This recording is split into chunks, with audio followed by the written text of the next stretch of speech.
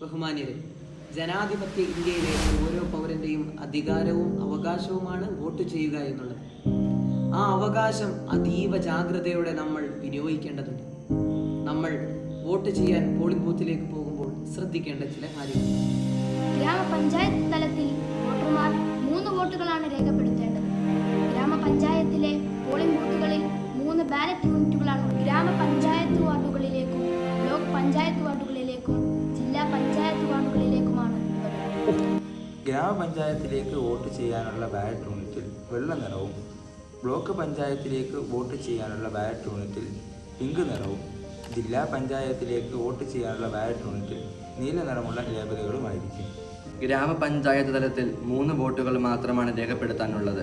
എന്നാൽ മുനിസിപ്പാലിറ്റിയിലും കോർപ്പറേഷനിലും വെള്ള നിറത്തിലുള്ള ഒരു ബാലറ്റ് യൂണിറ്റും 1 വോട്ട് മാത്രമാണ് ഉണ്ടാവുക. വോട്ട് രേഖപ്പെടുത്താനുള്ള ഈ ജനാധിപത്യ പ്രക്രിയയിൽ നാം ഓരോരുത്തരും പങ്കാളികളാകണമെന്ന് ഓർമ്മപ്പെടുത്തുന്നു.